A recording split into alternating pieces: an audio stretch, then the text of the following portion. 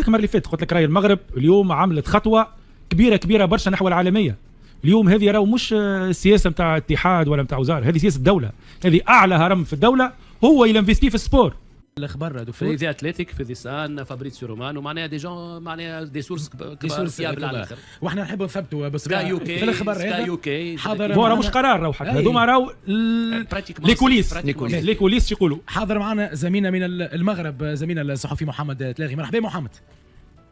مرحبا حاتم، تحيه طيبه لك وللزملاء الكرام ولكل مستمعي ومستمعات ديوان تونس وكذلك حتى في المغرب. شكرا. كذلك بغيت نقول واحد الكلمه خويا حاتم، يعني الشعب المغربي ولا يعجبه بشكل كثير زملاء التحليل جميع المناظر التونسيه اللي كتابعهم يوميا من الالزاز، وخاصه التفاعل مع الرياضه الوطنيه المغربيه. يعطيك يعني الصحه. نبلغكم تحيه بالاجماع. شكرا، سعداء جدا وسعيد جدا ايضا اني تقابلت معاك ومعناها ومحليك ونحبك برشا محمد، ويعطيك الصحه على الخدمه الكبيره ايضا اللي قاعد تخدم فيها في المغرب، وشكرا ليك لقبول الدعوه اللي جات مفاجاه. ما نسقناش ما عملناش تنسيق قبل، ولكن فما اخبار مفاده انه ان شاء الله المغرب نقولوا تستضيف نسخه كاس العالم 2030. التداول الاخبار هذا موجود مؤكد؟ شنو هي المصادر؟ كيفاش تقابلتوا انتم الاخبار هذا؟ اعطينا التفاصيل. نعم سي حاتم، الخبر تلقيناه يعني عن طريق بلاغ الديوان الملكي اللي زف الخبر بالنسبه للشعب المغربي قبل قليل. كان بلاغ للديوان الملكي وجاء بالشكل التالي ان مجلس الاتحاد الدولي لكره القدم قرر بالاجماع اعتماد ملف المغرب اسبانيا البرتغال كترشيح وحيد لاستضافه كاس العالم 2030 لكره القدم. واضاف البلاغ ان هذا القرار يمثل اشاده واعتراف بالمكانه الخاصه التي يحتضيها المغرب بين الامم الكبرى. يعني كان بلاغ رسمي بالنسبه لجلاله الملك زف الخبر بالنسبه للشعب المغربي، وكان تفاعل كبير لانه كان ملف وحيد بالنسبه للترشح ديال المغرب واسبانيا والبرتغال، واعلن بان المغرب رسميا حاضره ان شاء الله بالملف ديالها في 2030 اللي كنا ننتظروا يعني في لحظات، لان كان وصل الخبر تقريبا في 24 ساعه، ولكن من جاء بلاغ رسمي من الديوان الملكي صافي الامور تقريبا يعني وصلت بالصوره الحقيقيه. تقريبا الحلم مش تقريبا، هو مؤكد انه الحلم اصبح حقيقه بالنسبه للمغرب، سورتو خاصه بعد يعني نسخه 2010 اللي استضافتها جنوب افريقيا، بعد بقات المغرب يعني تجري كما نقولوا باش تنظم نسخه كاس العالم، وفي الاخير المغرب ستنظم 36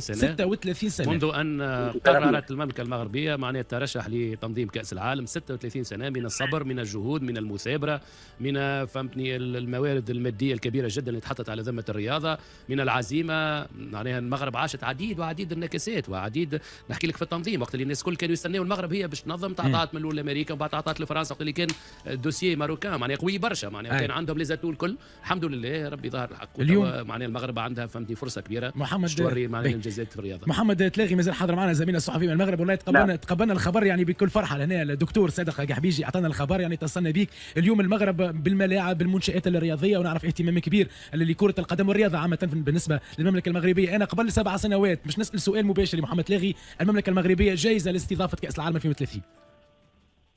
فعلا بالنسبه كاين مشروع رياضي تلاقيت معك صديقي حاتم، تكلمنا في فترات سابقه يعني تقريبا اكثر من سنه، كانت الصوره واضحه بالنسبه نقدروا نقولوا الاستراتيجيه بالنسبه لجلاله الملك، وكاين واحد الشخص كيفعلها على ارض الوجود اللي هو فوزي القجع. يعني لما كتحط الصوره كتلقاها على ارض الوجود مع رئيس الجامعه الملكيه المغربيه فوزي القجع. بالنسبه للملاعب انت تعرف بانه حاليا يعني كاين مرحله ثانيه من بناء يعني الملاعب، لان تقريبا 2010 كانت انطلاقه وكان مجموعه من الملاعب اللي عطات صوره جميله بالنسبه للكره المغربيه، لكن دابا المرحله الانتقاليه الثانيه يعني اكثر ما انك تنافس افريقيا تنافس دوليا. يعني كاين ملعب ابن بطوطه في طنجه اللي غادي يكون برقم كبير اكثر من 60,000 متفرج، كان ملعب الدار البيضاء كبير اللي غادي يكون يخرج للوجود في الايام المقبله، لان كان تصريح بالنسبه لرئيس اللجنه اللي مختص بالملاعب البارح معنا في نفس المبادره اللي اشتغل معاه، قال لك انه غادي يخرج للوجود خلال الايام المقبله ديال الدار البيضاء طاقه استيعابيه 93,000 يعني بالنسبه للحضور الجماهيري. ولكن جميع الامر بالنسبه للبنيه التحتيه كان استراتيجيه واضحه فيما يتعلق بالاكاديميات. يعني الجميع خاصه الاخوان ديالنا في تونس وفي باقي الدول المجاوره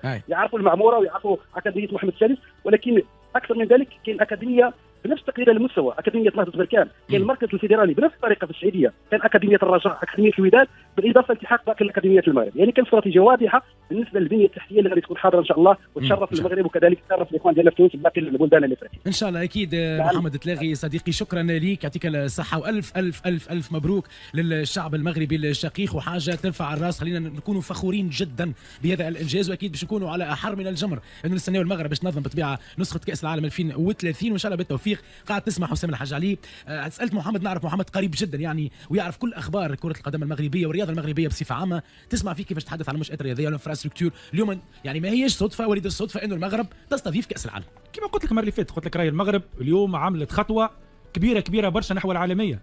اليوم هذه راهو مش السياسه نتاع اتحاد ولا نتاع وزاره، هذه سياسه الدوله، هذه اعلى هرم في الدوله هو ينفستي في السبور، في الانفراستركتور. راهو ماهيش لعبه. راهو اليوم وقت اللي شفنا النسخه التاريخيه نتاع مونديال قطر، اليوم اللي باش يعمل بعدها يلزم راهو يساليني. واليوم المغرب تعرف اللي راهو البارة عاليه برشا. دونك سي فري مش باش تكون وحدها، لكن الماتشوات اللي باش يتعملوا في المغرب يلزم الناس كل تخرج توشيت، يلزم زيرو فوت. دونك انا نتوقع اللي قاعد يصير منذ سنوات في المغرب واللي باش يصير توا 7 سنين القدام، بحول الله المغرب باش تكون حاضره وباش تشرف مش افريقيا فقط، باش تشرف كل العرب، وان شاء الله نشاهدوا نسخه اخرى كما شاهدناها في الدوحه. امير بوراوي، سمعت الاخبار المغرب تستضيف نسخه كاس العالم 2030 وتعرف برشا المغرب وتعاملت مع انديه مغربيه وملاعبيه مغربيه. اليوم كما قلت حسام مش وليد الصدفه، اليوم المغرب تستضيف كاس العالم كما قال الدوك، نربط ب 36 سنه انتظار واليوم تحقق الحلم تقريبا.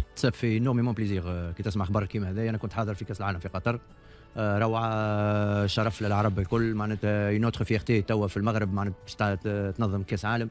و جو سوي كونفانكو حتى اللي المغرب باش تنجح معناتها بريسك لو ميم نيفو كو قطر، على خاطر نشوف في ايفوليسيون كبيره في المغرب، في لي زانفستيسمون، في البنيه تاع الانفراستركتور. حاضرين ديجا من الكوب دافريك، معناها عندهم ديجا 3 استادات جدد، 24 تيران تاع اونترينمون، 24 تيران تاع اونترينمون دوك غير عاديين. عندهم 6 تيرانات اللي باش يستضيفوا كاس افريقيا، منهم 3 تيرانات جدد. معناها ديجا كي باش تنظم كاس العالم انت ماكش تنظم وحدك. دوك المغرب مش باش تكون مطالبه باكثر من 5 استادات، يعني 4 باش تختار احسن 4-5 استادات عندها. ما فما دي نورم يعرفهم حسام اللي في كاس العالم لازمكش استادات اقل من 40,000 متفرج، لازم 40,000 متفرج، لازم الاكسيسيبيليتي نتاعهم فهمتي في اللوجيستيك في التران كل شيء موجود تو في المغرب. اون اتوندون باش يعملوا البروفه نتاعهم. ونزيدك كان كلمه هاو نعطيها لك من تو 25 باش نظم كاس افريقيا. جو سوي سور سيرتان اللي المغرب باش تنظم كاس العالم للانديه 27 28 باش تحضر باش تعمل كوب دو موند هذيك كما